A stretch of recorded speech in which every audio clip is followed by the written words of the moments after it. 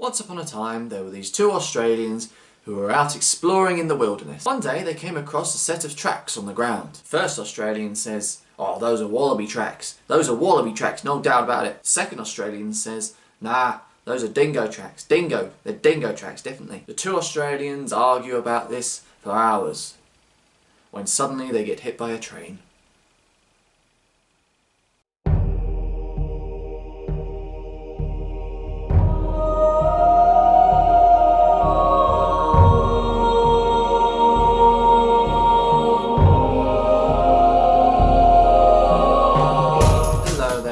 If you are new to the channel, my name is Mark, this is Toast Dragon Fantasy, and today, what a treat you have in store. I'm going to be giving you my June, July and BookTubeAthon 2017 reading wrap-up. Now I know what you're thinking to yourself. Oh wow, a June, July and BookTubeAthon wrap-up? He must have read like a gazillion books.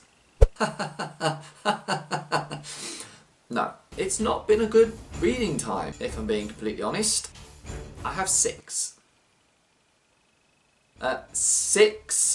whole books, it's more than five, to talk to you about today. Not great really, is it? For a wrap up over the course of 2 months and a reading marathon.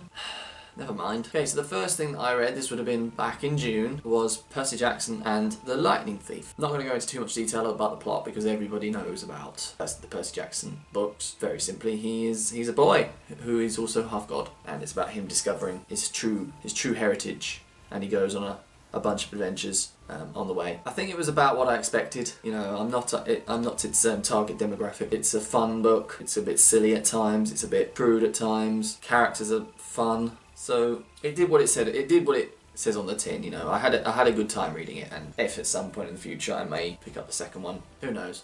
But yeah, decent read. The second thing I picked up was The Summer Tree by Guy Gabriel Kay. I listened to this on audiobook. The book was narrated by a man called Simon Vance, who narrated The Emperor's Blades by Brian Staveley, well-respected fantasy series on the whole. And I loved his narration, so when I saw that he was narrating this book, I jumped on it. And it follows the story of five college students, effectively, and they get transported into this alternate world, a very fantasy world, because they're very, very important to the future of this world. So for example, one man is destined to, he effectively has to go through a trial in order to bring about the end of a drought. One of the girls is destined to be a seer, one of the guys is destined to be, he's destined to bring a load of tribes together. So they all have a role to play. It was an enjoyable book.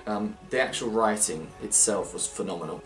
He's clearly a master of the craft. Characters were great. Plot was a little confusing at times. A lot was going on. There's a lot of POVs, and some really weren't needed. I don't think. I think it just needed to be the five. But there were a whole host of other POVs that just popped in now and again. But yeah, pretty solid read.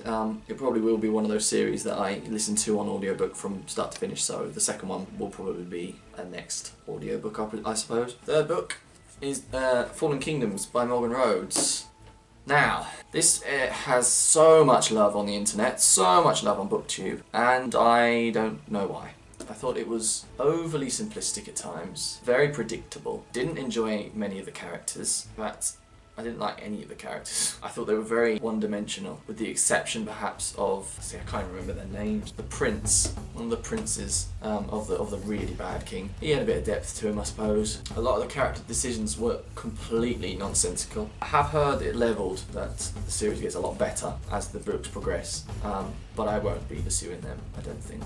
There's too many things to read. We contrast that with this next book, which if you have watched my channel for any amount of time, you will know that I have raved about this book on several occasions. It is now finally time to reveal what this was given on the Dragon Scale. It's better than the first one, which I didn't think was possible. It's better. It develops Kit so much more. Kit was an irritating character in the first book. He's not an irritating character in this book. I think he's coming into his own. His growing up in the Chrome area is is a great plot point. Gavin Guile himself is just amazing. He goes through a lot in this book. He's a character.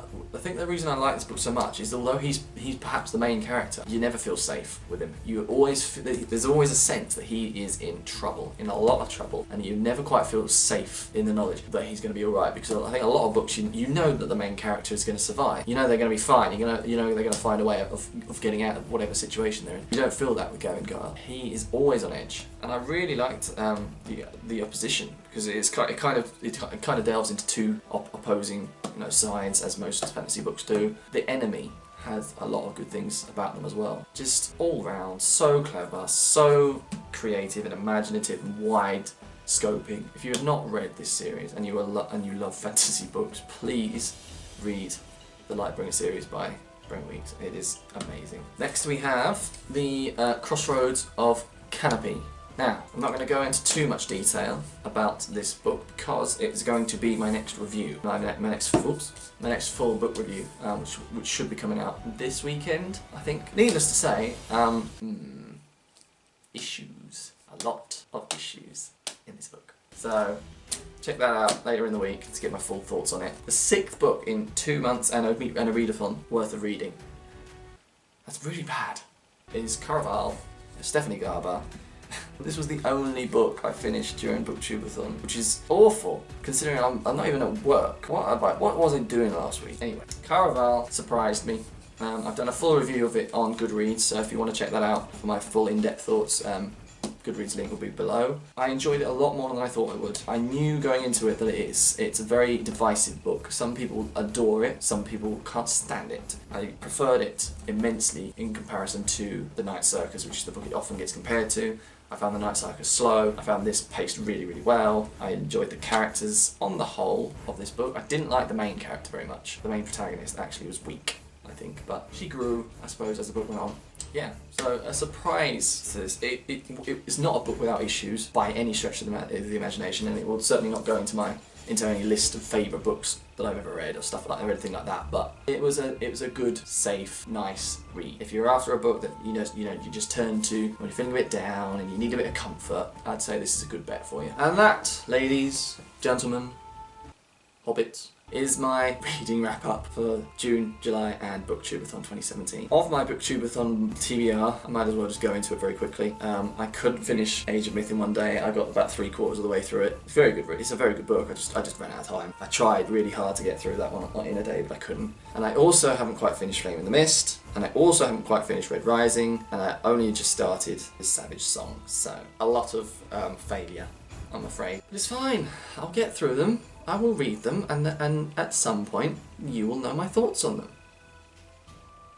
Just not now. If you enjoyed today's diabolical wrap-up, please do give the video a thumbs up, because that will tell me how well it has done. If you're new to the channel, if you've only just discovered me today, check out some of my other videos, and if you enjoy them all, subscribe to the channel, and you will be notified when more BookTube, AuthorTube and skit-type content come your way. That is all I have for you today, so with that being said, my name is Mark, this is Toast Dragon Fantasy, and I will hopefully see you in the next video. Goodbye.